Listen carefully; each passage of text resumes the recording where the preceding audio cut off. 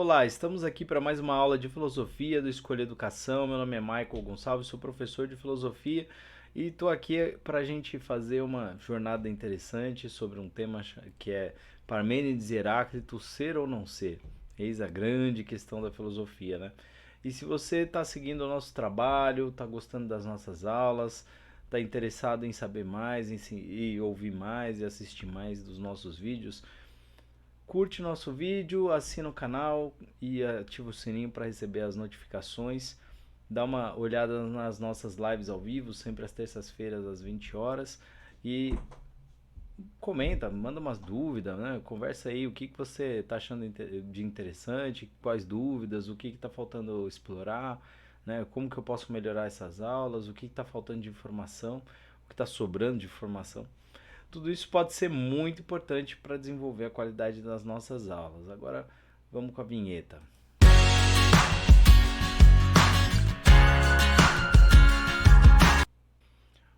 Bom, então bora para falar um pouquinho sobre esses caras que eu gosto tanto, né? O problema do ser, aula 7 do nosso curso aqui. Eu queria começar perguntando: será que o movimento existe? Será que não é mera aparência? Será que as coisas se movem?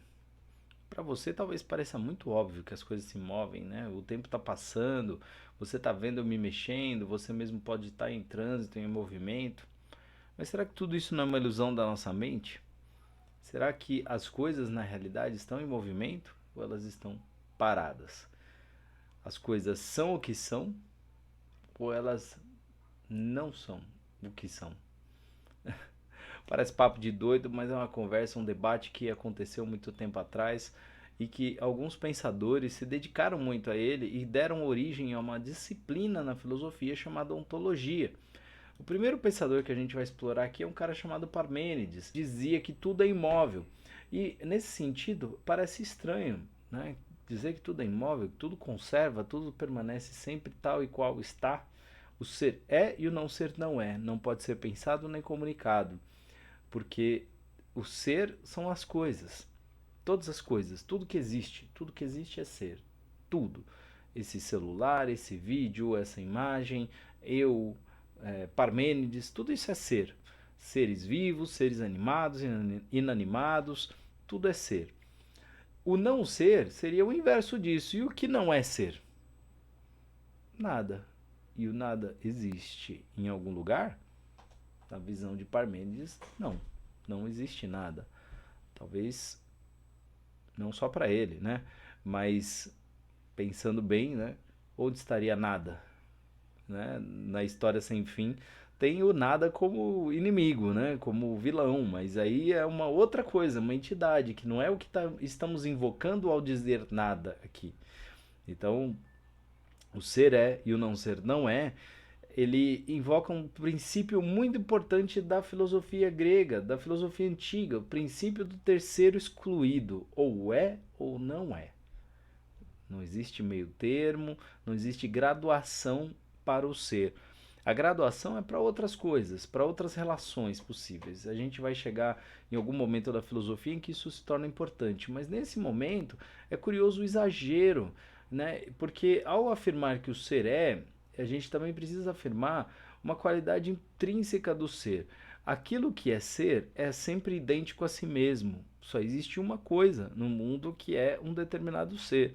É irrepetível. Então, digamos que eu pegue uma caneta e eu tenha num pote uma centena de canetas, uma dúzia de canetas iguais a essa. Nenhuma é esta. Apenas esta caneta é esta. Todas são canetas porque fazem parte de uma categoria, mas cada uma é um objeto em particular, idêntico a si mesmo. Então é curioso a gente observar isso, né? É curioso pensar que o Parmênides tenha uma certa razão, né? Por mais que seja difícil entender o que ele está dizendo. Ele viveu no século V a.C., pertenceu a uma família privilegiada, foi influenciado pela escola do Pitágoras, né, e escreveu um poema chamado Da Natureza, o qual não chegou inteiro à posteridade, mas a gente tem uma boa parte, né, diferente dos trechos muito parcos, muito poucos, né, dos filósofos anteriores, o trecho que a gente tem do Parmênides é bem grande, tá? teorias. Então, o conhecimento se dá por dois caminhos, o da certeza e o da ilusão. O caminho da certeza está fundamentado no princípio da identidade, A igual A. Para Parmênides, o ser é, o não ser não é.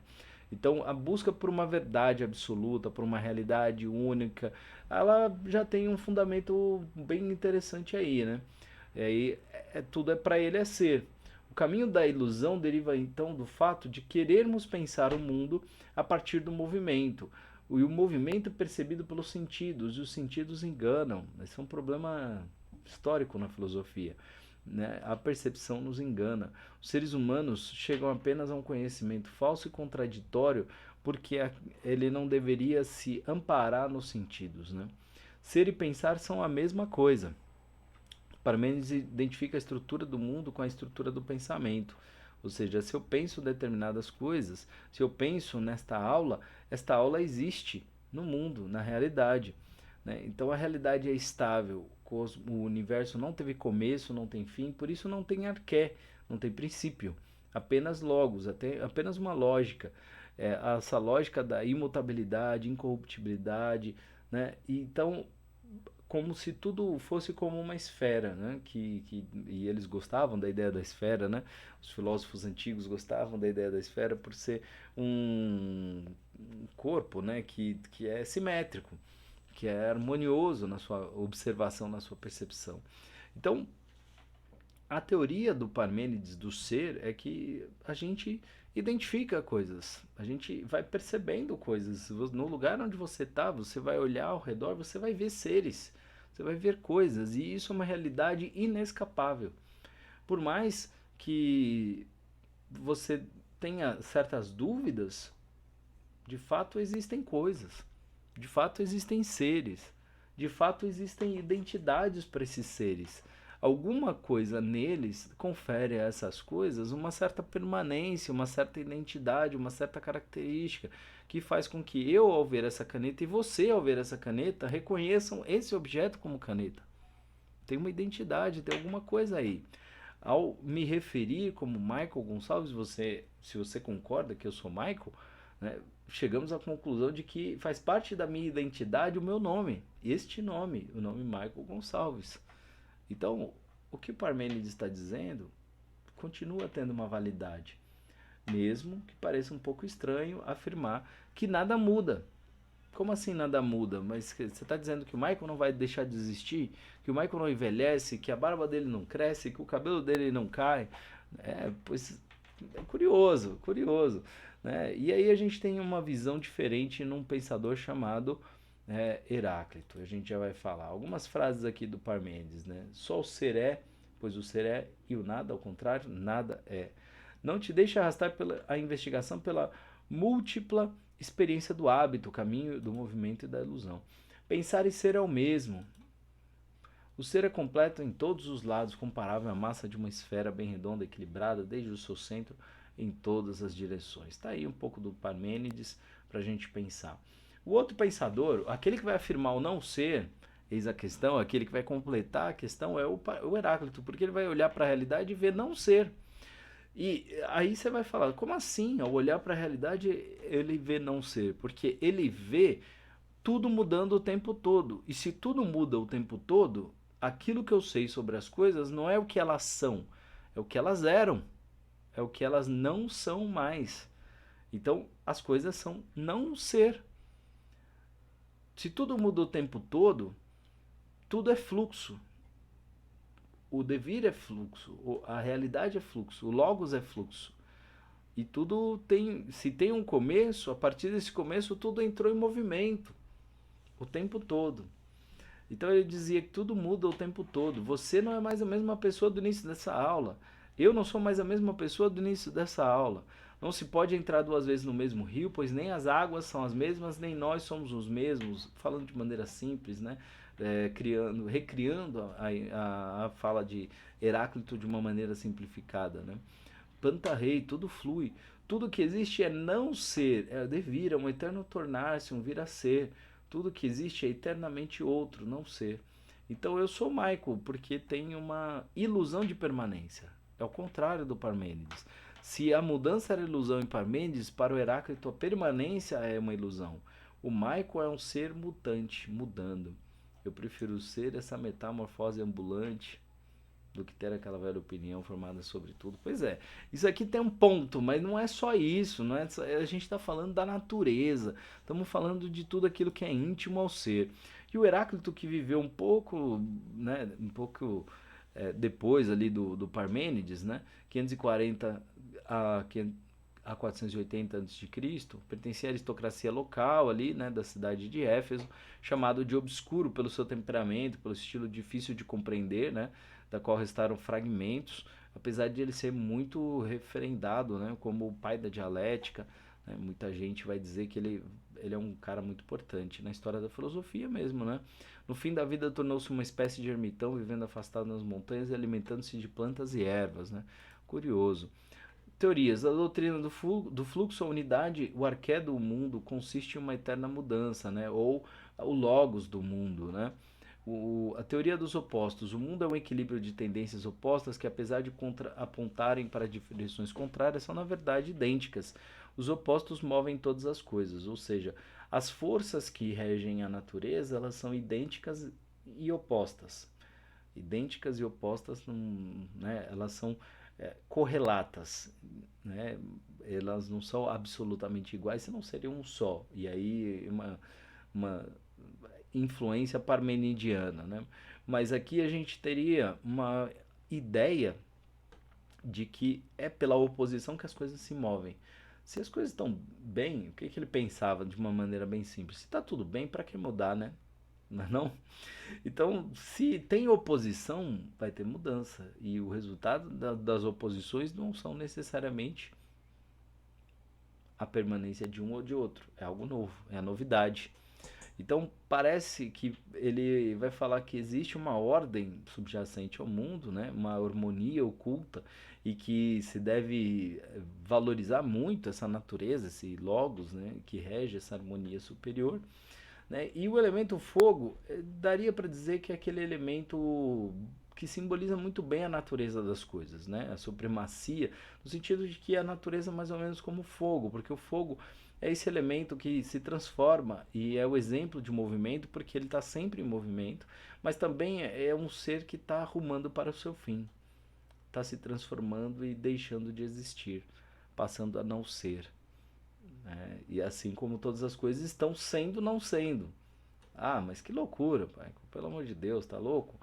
Então é correto afirmar que talvez o fogo fosse um elemento original.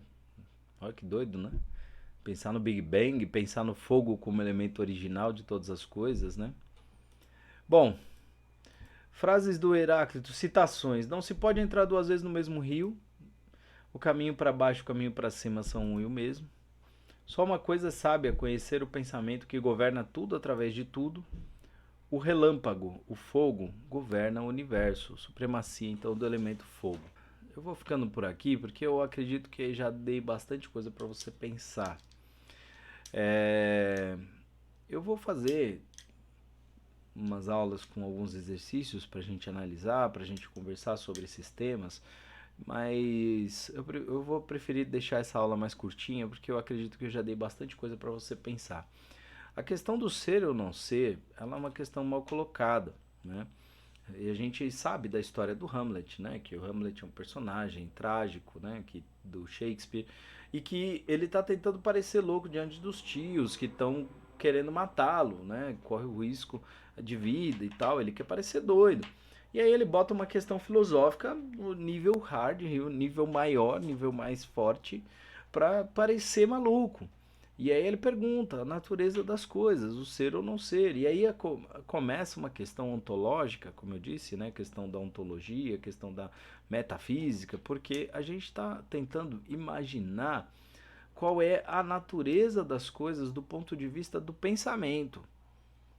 Do ponto de vista do pensamento, mas que os antigos compreendiam que era uma natureza oculta do ser, da natureza mesmo, e que a nossa mente estava fazendo um esforço danado para adentrar a intimidade das coisas.